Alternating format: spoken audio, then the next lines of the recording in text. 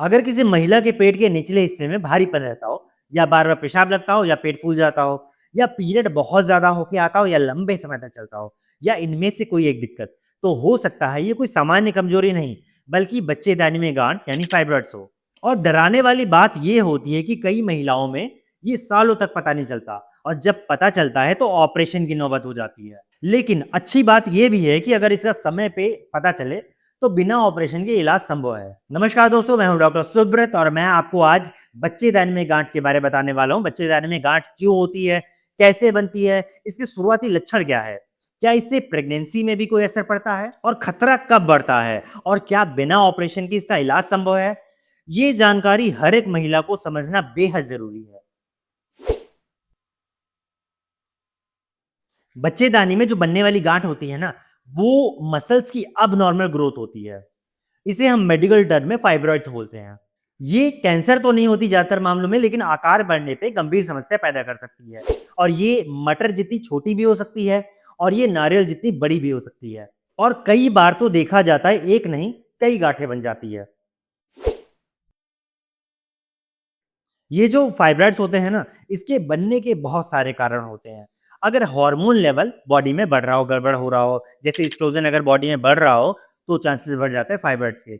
और ऐसा भी होता है कि जेनेटिक फैक्टर, अगर माँ या बहन में से किसी को हो, तो भी चांसेस बढ़ जाएंगे। अगर मोटापा बहुत ज़्यादा हो, तो भी बढ़ जाते हैं चांसेस। अगर देर से शादी हो रही हो और प्रेगनेंसी कंसीव होने में दिक्कत हो रही हो या फिर देर में हो रहा हो, तो भी बच्चेदानी में गांठ होने के चांसेस बढ़ जाते हैं। और ऐसा भी देखा जाता है अगर किसी का पीरियड बहुत जल्दी स्टार्ट हो जाता हो या फिर लाइफस्टाइल बहुत ही गड़बड़ हो, तो ऐसे कंडीशन में फाइब्रॉइड्स यानी बच्चेदानी में गांठ होने के चांसेस बहुत हद तक बढ़ जाते हैं।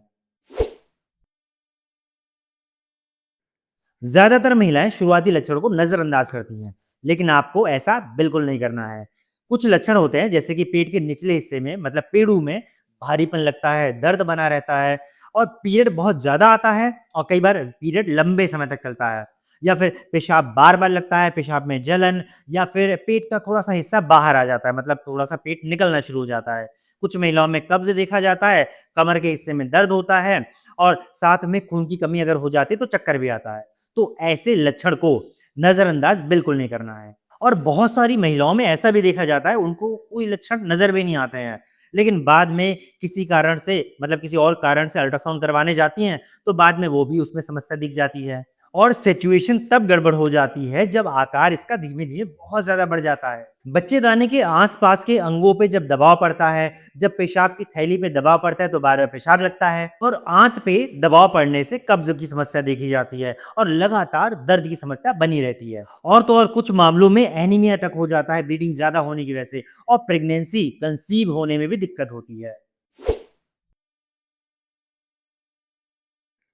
अब बात करते हैं सबसे मेन पॉइंट पे कि अगर बच्चेदानी में गांठ की समस्या देखी जा रही है तो क्या कंसीव करने में कोई दिक्कत होती है? तो इसका जवाब है हाँ, हो सकता है। और ये डिपेंड करता है कि बच्चेदानी में गांठ किस जगह पे है, गांठ का आकार क्या है और गांठ कितने हैं। अगर गांठ बच्चेदानी के अंदर की जगह घेर रही हो तो कंसीव करने में दिक्कत होगा और बार बार मिसकैरेज होगा। और ऐसा भी समस्या देखा जाता है कि अगर कंसीव हो भी गया है तो प्री मेच्योर डिलीवरी होने का चांसेस बढ़ जाता है। लेकिन हर फाइब्रॉइड्स में ऐसा नहीं होता। अगर किसी के अंदर ऐसी समस्या देखी जाती है तो उनको सबसे कॉमन जांच होती है अल्ट्रासाउंड। ज्यादातर मामलों में अल्ट्रासाउंड ही करवाया जाता है, उसमें क्लियर हो जाता है। कुछ मामलों में एमआरआई भी करवाया जाता है और हिस्टेरोस्कोपी भी करवाया जाता है। देखिए, हमेशा इलाज में ऑपरेशन ज़रूरी बिल्कुल नहीं है।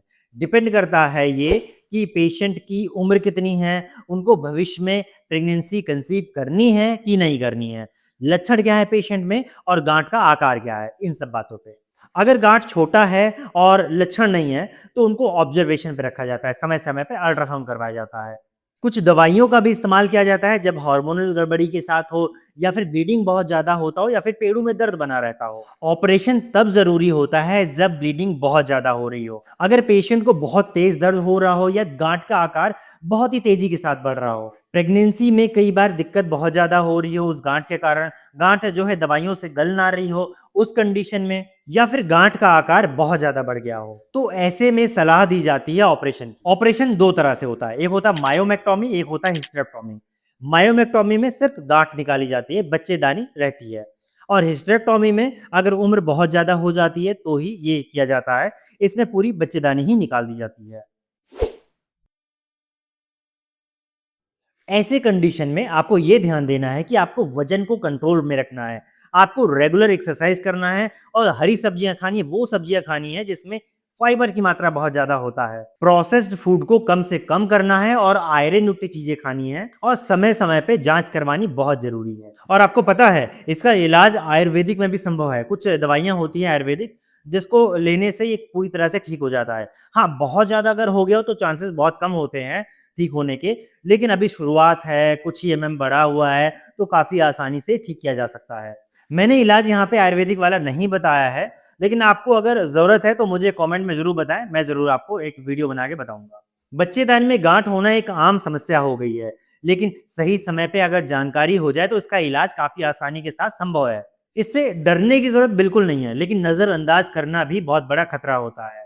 अगर किसी भी तरह की जानकारी आपको बच्चेदानी में गाँठ के बारे में आपको मैंने यहाँ ना बताया हो, आपके मन में हो, तो आप मुझे कमेंट बॉक्स में ज़रूर पूछ सकते हैं। और हाँ, इलाज अगर आयुर्वेदिक वाला चाहिए तो भी आप हमसे कमेंट में पूछ सकते हैं। वीडियो अच्छा लगा हो तो वीडियो को लाइक करना है और हाँ, चैनल को सब्सक्राइब अगर अभी तक आपने नहीं किया है तो ज़रूर सब्सक्राइब करें। मैं हूँ डॉक्टर सुब्रत, थैंक यू।